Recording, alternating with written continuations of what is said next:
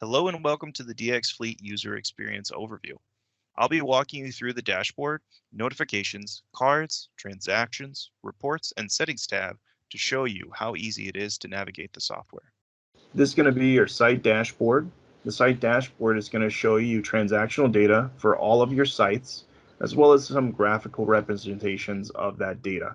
You'll also see any active alerts down here at the bottom, and this is for all of your sites that are added within the application.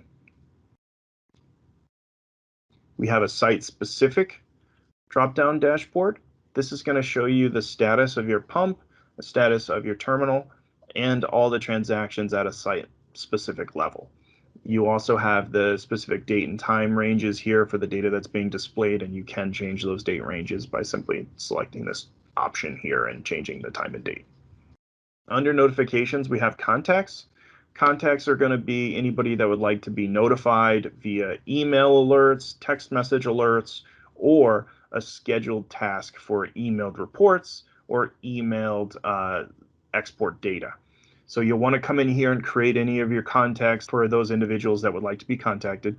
Contact groups allows you to add multiple contacts to one contact group so that they can be all emailed or text messaged for any notifications or alerts that needed to be sent out. The Alerts tab is where you would turn on and off which alerts you would like to be notified for and how you would like them to be sent out. This is the Alert History tab.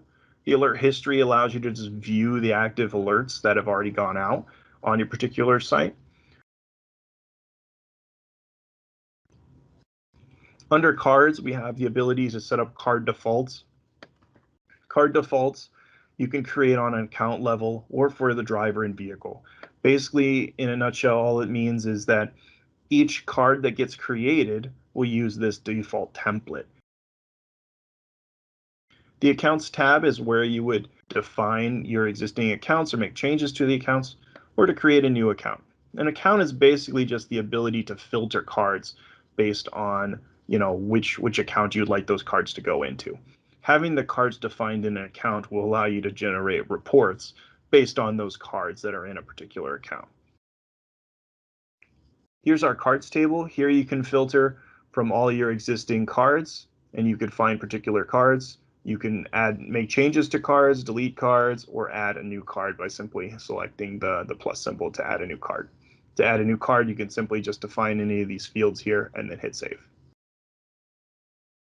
The card import template will allow you to import cards into the application through an Excel template. So you would just simply download it, make those changes, upload it, and it would add all those cards from the template automatically. Under transactions, here where you go to view any of the transactions that are already in the application. Export data, we can simply define what data we'd like to have taken out of the cloud and export it into a CSV file format or Excel format. We also have the ability to set up a custom export template. This will allow you to define any of the tables that show up on that export, so you can customize your own export. If you only need a particular data to show up on a CSV file format or an Excel file format, you could simply just add any of the available options here to the column on the right and then hit save. And then when you export, you can use that custom defined template. Once the transactions are in the application, you can generate a report on any of the transaction data that's in the DX Fleet application. You just need to select which report you would like to generate, come over here and define the date ranges for that particular report, select what cards or what accounts you would like to generate in the report, and then hit generate report. In the application, we have the ability to set up scheduled reports as well as scheduled exports. Those are going to be delivered to your inbox or to the inbox of multiple individuals that you can define here under the scheduled export.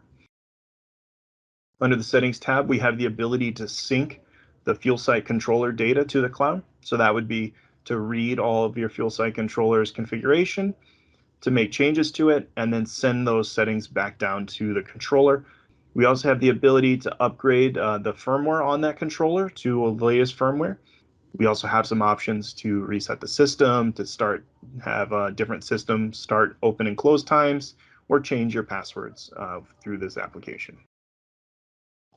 Job status is going to show you the current status of any of your fuel site controller upgrades or syncing, and it's just going to show you a status of in progress or a success when it completes.